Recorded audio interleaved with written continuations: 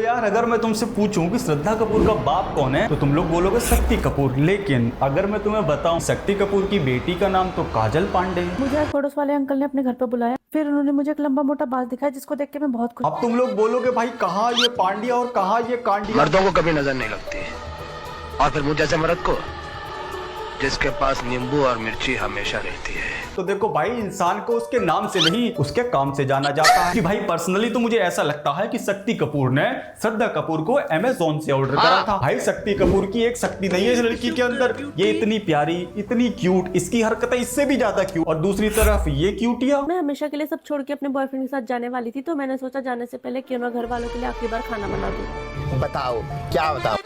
तो इनकी Insta bio के अकॉर्डिंग ये थोड़ी सी शर्मीली है। सबसे पहले तो ये बोलना बंद करो कि मैं बेकार लड़की हूँ। मैं बहुत ही अच्छी लड़की हूँ और बहुत ही सीधी हूँ, ठीक है। चलो गाइस मेरा टाइम आ गया है, मुझे अभी क्रोम पे जाके समाज सेवा करनी है मुंह बांध के। शर्मीली, अबे शर्म ही तो ना मिली तुझे अपने घर वालों से। और ये कौन सा समाज की सेवा बंद कमरे में कर रही है तू? क्योंकि समाज तो हम लोगों से बनता है ना। हाँ। हम लोगों से। काय को छेड़ता है बाबा पराई औरत को, तू काय को छेड़। अगर आपको अपनी लाइफ में कुछ बड़ा करना है तो उसके लिए आपको रोड पे जाना होगा। क्या बात, तुझे कुछ बड़ा नहीं करना क्या? तू क्यों झाड़ी में पड़ी है?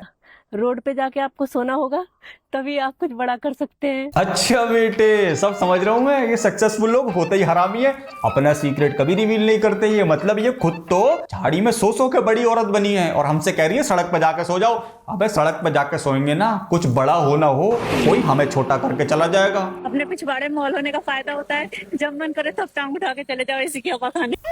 अबे टांग उठा के जाएगी तो गिर नहीं जाएगी पागल। और अपने पिछवाड़े वाले मॉल पे ना जाके कंप्लेन कर, एसी खराब है उनका। बताओ टांग उठानी पड़ रही है यार ठंडक लेने के लिए। हमारा एसी तो बहुत बढ़िया काम करता है, बिना टांग उठाए अंदर तक के इंस्ट्रूमेंट ठंडे कर देता। अपने पिछवाड़े मॉल होने का फायदा होता है, जब मन करे तब टांग उठा के चले जाओ इसी की हवा खाने। वैसे लड़की टैलेंटेड तो है यार, क्योंकि टांग उठा के मुझसे 1 सेंटीमीटर नहीं चला जाता है और ये पिछवाड़े वाले मॉल पहुंच गई है। मैं तो सोच रहा हूँ मैं भी अब टांग उठाना शुरू कर दूं अपनी बातों में। मेरे साथ ऐसा होता है, मैं अगर छाए में हूँ या एसी में हूँ तो मैं नीले रंग की दिखूंगी, और अगर धूप में हूँ तो गोरी दिखूंगी। बस पड़ गई ना नीली अब टांग उठा के। अरे ये तेरे साइड इफेक्ट है टांग उठा के एसी की हवा खाने के। अब जाओ अपने डॉक्टर से चेकअप कराओ।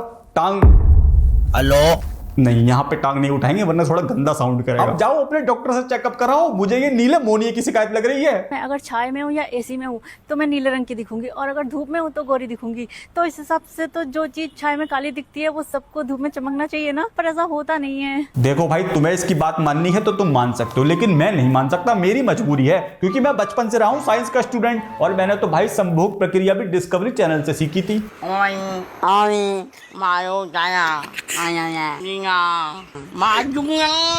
इस हिसाब से तो जो चीज छाए में काली दिखती है वो सबको धूप में चमकना चाहिए ना, पर ऐसा होता नहीं है। तो मैं कैसे मान लूं कि ऐसा नहीं होता है? मुझे तो करके दिखाना पड़ेगा, मैं तभी मानूंगा कि होता भी है कि नहीं होता है। यार मैं जब भी कहीं घूमने जाती हूँ तो हमेशा बारिश हो जाती है, और मुझे बारिश में घूमना बिल्कुल पसंद नहीं। बस मुझे येलो कलर की बारिश में भीगना पसंद है। ये तो कुछ नया सुनने को मिला भाई, टांग उठा के। अरे कौन से गोला से हो तुम? क्योंकि हमारे गोला में तो पीली बारिश नहीं होती है टांग उठा के। मुझे येलो कलर की बारिश में भीगना पसंद है। मुझे लग रहा है इसके वहां के बादलों को पीलिया हो गया, इसलिए पीला मूत रहे होंगे बेचारे। अरे जल्दी बादलों के डॉक्टर को फोन मिला ले, कहीं ऐसा ना हो थोड़ी देर बाद उन्हें नीला मोनिया हो जाए और वो फिर नीला भी मूतने लगे। मैं चाहता हूँ कि हमारी शादीशुदा जिंदगी की शुरुआत सच से हो, इसीलिए अगर तुम कुछ कहना चाहो तो कह सकती हो। हम ना शादी से पहले घुड़सवारी करते थे। अरे मेरे थोड़े से भाई साहब, इसमें दुखी होने वाली कौन सी बात है टांग उठा के? क्योंकि विदेशों में तो लड़कियां घोड़े की सवारी करती रहती है टांग उठा के। देखो मेरे अकॉर्डिंग ना तुम्हारा यहाँ पे दुखी होना बनता ही नहीं है कि तुम्हारी बीवी ने घोड़े की सवारी करी है। तुम्हें दुखी तब होना चाहिए था जब घोड़े ने तुम्हारी बीवी की सवारी करी होती। टांग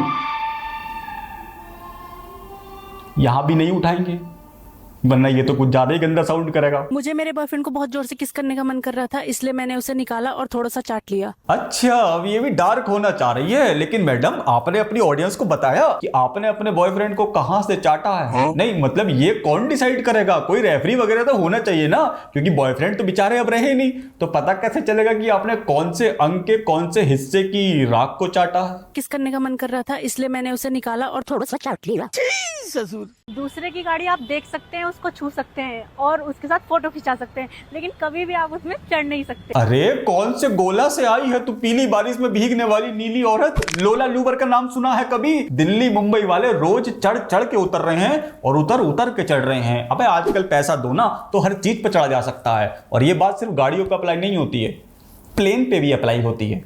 तुम क्या समझ रहे थे यार? देखो पहले ना ये बहुत ज्यादा अच्छी वीडियोस बनाया करती थी, क्योंकि ये पहले चांद थी। हम वो चांद हैं जो दिखता तो सबकी खिड़की से है, मगर भी किसी के बरामदे में नहीं उतरता। लेकिन अनफॉर्चुनेटली इसके व्यूज ही नहीं आ रहे थे, तो फिर इसने अपना दिमाग लगाया और सोचा क्यों ना मैं चांद से सीधा रानी बन जाऊं, और बस फिर क्या था, ये हर किसी के बरामदे पे उतरने लगी और ले इसकी माँ का व्यूज ही व्यूज, मजे ही मजे।